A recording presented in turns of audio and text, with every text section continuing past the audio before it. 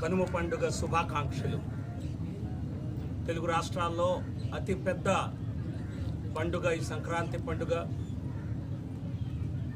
ఈ పండుగని ప్రజలందరూ అత్యంత వైభవంగా జరుపుకోవాలంటే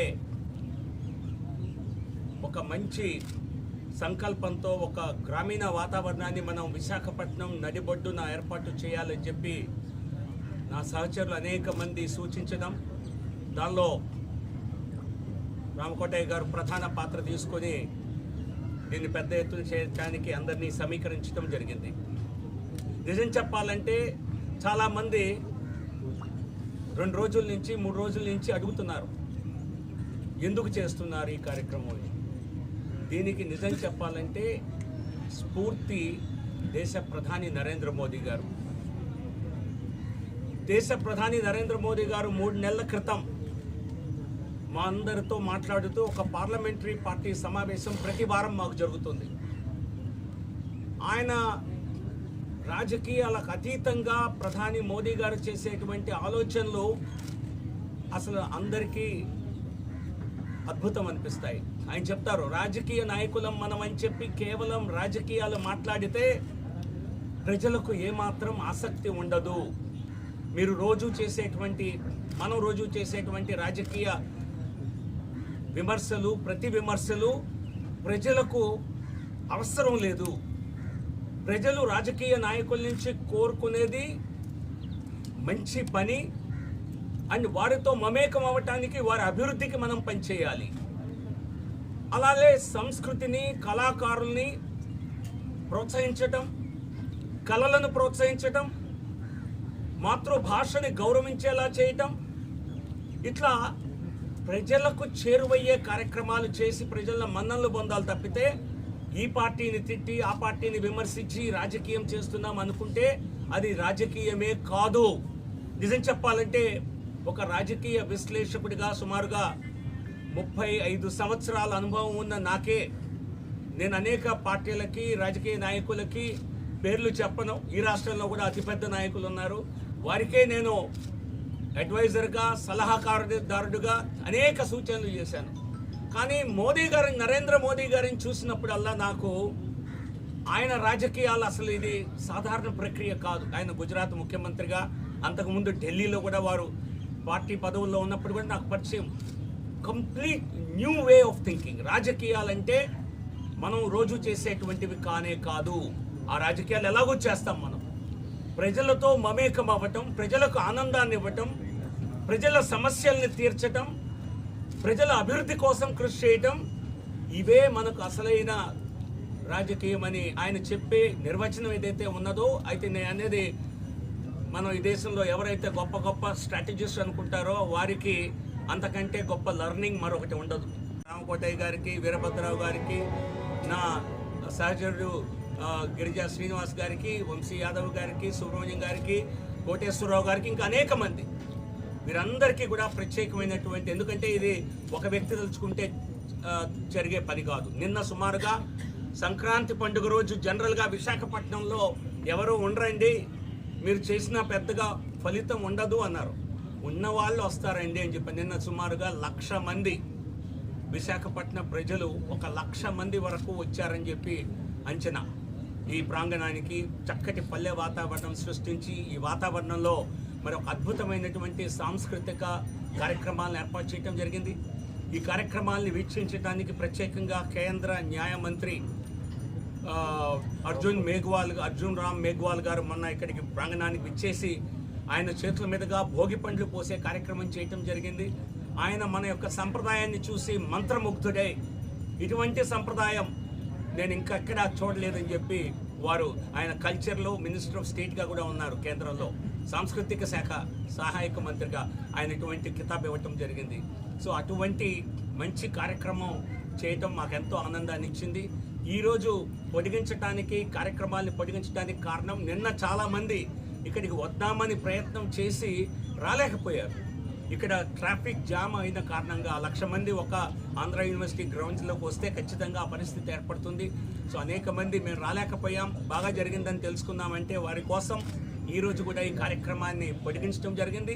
ఈరోజు సాయంత్రం కూడా అత్యద్భుతమైనటువంటి సాంస్కృతిక కార్యక్రమాలు, సంప్రదాయ నృత్యాలు మరి అందరినీ మైమరిపించేలా ఏర్పాటు చేయడం జరిగింది. ఈరోజు కార్యక్రమాలను వీక్షించడానికి సుమారు కనీసం 5 నుంచి 10 మంది పార్లమెంటు సభ్యులు ఈరోజు ఇక్కడ ఈ ప్రాంగణానికి సుమారు 5:30 గంటల నుంచి బహుశా 7-8 వరకు ఇక్కడ ఉండే అవకాశం ఉంది. కనీసం 5, 10-12 మంది వచ్చిన ఆశ్చర్యం లేదు. అంతమంది నుంచి నాకు ఆల్రెడీ కన్ఫర్మేషన్స్ ఉన్నాయి. ఇది కాకుండా అనేక మంది ప్రముఖులు, నేను జిల్లా అధికారులను కూడా ఆహ్వానించడం జరిగింది. కమిషనర్ ఆఫ్ పోలీస్ కూడా వస్తుందని నాకు ఉదయమే కన్ఫర్మ్ చేశారు. సో ఇతర అధికారులను కూడా మళ్ళీ పిలిచే ప్రయత్నం చేస్తాను. ఎందుకంటే ఇది రాజకీయాలకు అతీతంగా, దీనిలో రాజకీయం ఎక్కడా లేదు. అందుకే కొంతమంది ఎందుకు మీరు పార్టీ పరంగా చేయట్లేదంటే పార్టీ పరంగా చేసేది పండుగ. ఇది పండుగ. అయోధ్య రామ మందిరంలో ప్రధాని నరేంద్ర మోదీ గారు ప్రాణ ప్రతిష్ఠ చేస్తున్నారు అంటే ఆయన దేశ ప్రధానిగా చేస్తున్నారు. అది ఒక పార్టీ నాయకుడిగా చేయటం లేదు. అదేవిధంగా సంక్రాంతి అన్నది ప్రజల పండుగ. ఇది అందరికీ, ఇందులో అందరూ ఆహ్వానితులే. కానీ దీనిలో స్వాభావికంగా మరి మా పార్టీ నుంచి అనేక మంది వచ్చి ఈ జిల్లా నుంచే కాదు, శ్రీకాకుళం, విజయనగరం, అనకాపల్లి, దూర ప్రాంతాల నుంచి, సాధారణంగా వైజాగ్ నుంచి అందరూ బయటికి వెళ్ళిపోతారు అన్నటువంటి ఒక ఆలోచన ఉండేది. ఈసారి పక్క జిల్లాల నుంచి కూడా విశాఖపట్నానికి ఈ మహాసంక్రాంతి సంబరాలు మా టీం జీవీఎల్ నిర్వహించినవి చూడటానికి అనేక మంది రావటం జరిగింది. నిజంగా చాలా సంతోషాన్ని ఇచ్చింది. మా జిల్లా అధ్యక్షులు మేడపాటి రవీంద్ర గారు కూడా పూర్తి సహకారం అందించి దాని ద్వారా మా పార్టీ శ్రేణులు అందరూ కూడా పెద్ద ఎత్తున ఈ కార్యక్రమంలో పాల్గొనడం జరిగింది. సో అభివృద్ధి అంటే కేవలం రాజకీయాల్లో కనుమరుగైనటువంటి కమ్యూనిస్ట్ పార్టీలు తప్పితే ఇటువంటి చౌకబారు వ్యాఖ్యలు, ఇటువంటి దిక్కుమాలిన ఆలోచనలు వేరే పార్టీలు చేయవు.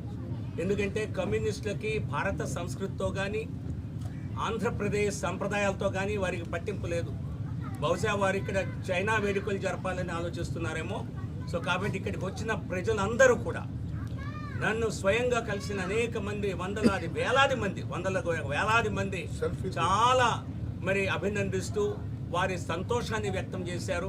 మరి ఇంత చక్కని వేడుకలు జరుపుకున్న సందర్భంలో ఈ మరి రాజకీయాల్లో కనుమరుగైనటువంటి పార్టీ, నిజమైనటువంటి ఇటువంటి తప్పుడు పనులు చేసేటువంటి కమ్యూనిస్టులు, చిన్న నాయకుల దగ్గర నుంచి, చిన్న ఉద్యోగాలు చేసుకునే వారి దగ్గర నుంచి డబ్బులు వసూలు చేసుకునేటువంటి కమ్యూనిస్ట్ పార్టీలు మాపై ఇటువంటి ఆరోపణ చేయటం దుర్మార్గం. సో వారికి ఖచ్చితంగా ఇంత పెద్ద ఎత్తున మరి సంక్రాంతి పండుగ వేడుకలు జరగటం వారికి పాపం ఒకంత కినుగ్గా ఉన్నట్టుంది. వారి బాధని వారి వరకే పెట్టుకుంటే మంచిది, లేదంటే ప్రజలే ఇటువంటి వ్యాఖ్యల్ని తిప్పికొడతారు. నిర్మించి ప్రజలందరినీ ఆహ్వానించడం జరిగింది. ఎవరైనా అందరూ ఆహ్వానితులే అని చెప్పడం జరిగింది. వచ్చిన వారందరికీ కేవలం ఇక్కడ చక్కటి వాతావరణం ఇవ్వటమే కాకుండా సాంస్కృతిక కార్యక్రమాలు ఏర్పాటు చేశాం. ప్రసాదాలు సుమారుగా ఈ 4 రోజుల్లోనూ దాదాపుగా 50-60 వేలకు పైగా మరి ప్రసాదాలు స్వీకరించడం జరిగింది ఉచితంగా. ₹1 ఖర్చు మేము ₹1 ఎవరి నుంచి తీసుకోలేదు. 100కు పైగా స్టాల్స్ని, బట్టల స్టాల్స్ని, ఫుడ్ స్టాల్స్ని ఏర్పాటు చేయడం జరిగింది. వీరెవరి దగ్గర నుంచి ఒక్క నయా పైసా కూడా తీసుకోలేదు. వాళ్ళకు లక్షల వ్యాపారాలు చక్కగా జరిగాయి. సంతోషం. అందరూ బట్టల కొట్లు పెట్టుకున్న వారు చాలా వరకు చేనేత వారిని నేను ఎక్కువ ఆహ్వానించాను. చేనేత వృత్తిలో ఉన్నవారు, లేదా మహిళా సంఘాలు, లేదా చిన్న చిరు వ్యాపారులు, స్వనిధి, ప్రధానమంత్రి స్వనిధి వంటి పథకంలో లబ్ధి పొందిన వారికి సంబంధించి సమస్యలు, విశాఖపట్నం అభివృద్ధికి సంబంధించిన అంశాలని ఇప్పటి వరకు ఈ పార్లమెంటు నుంచి ఎన్నికైన స్వాతంత్రం వచ్చిన దగ్గర నుంచి ఇప్పటి వరకు రాజ్యసభలో కానీ లోక్సభలో కానీ ఏ ఎంపీ కూడా విశాఖపట్నం నుంచి అడగనన్ని ప్రశ్నలు, చేయనటువంటి ప్రస్తావనలు, స్పెషల్ మెన్షన్స్ 0 అవర్లో చేశానని చెప్పి ఘంటాపదంగా చెప్పగలుగుతా. కావాలంటే ఎవరైనా దానికి దాన్ని కౌంటర్ ఇచ్చే అవకాశం ఉంటే తప్పనిసరిగా చేయండి. ఇదంతా పబ్లిక్ రికార్డ్. పార్లమెంట్లో ఎవరి క్వశ్చన్స్ అడిగారు, ఏం మాట్లాడారు అన్నది ఆన్ వెబ్సైట్లో పోర్టల్లో దొరుకుతుంది. సో ఇక్కడి నుంచి ఎంపికైన ఎవరు ఏ ఎంపీ అడగనన్ని సమస్యలు ప్రశ్నలు తీసుకోనన్నటువంటి అభివృద్ధికి సంబంధించిన చొరవలు, దీని వెనకాల కూడా ప్రధాని నరేంద్ర మోదీ గారు మా అందరికీ రాజ్యసభ సభ్యులందరికీ చేసినటువంటి ఒక దిశానిర్దేశం ప్రజల మధ్యలో ఉండాలి. రాజ్యసభ సభ్యులంటే కేవలం పార్లమెంటు వరకే పరిమితం, పార్లమెంటు బాధ్యతల వరకే పరిమితం కాకుండా ప్రజల్లో సేవ చేసే కార్యక్రమం చేయాలి అన్నటువంటి ఆలోచన ఇచ్చిన రీత్యా ఇటువంటి కార్యక్రమాలు చేపట్టడం జరిగింది. సో ఇది రాజకీయ వేదిక కాదు, రాజకీయాలు ఇక్కడ మేము చేయలేదు. ఖచ్చితంగా ప్రజలు మంచి పని చేసేవారిని ఎవరైనా ఎటువంటి నాయకులనైనా ప్రజలు మెచ్చుకుంటారని ఆశీర్వదిస్తారన్నటువంటి ఒక ఆలోచనతో మాత్రమే చేశాం. తర్వాత భగవత్ సంకల్పం.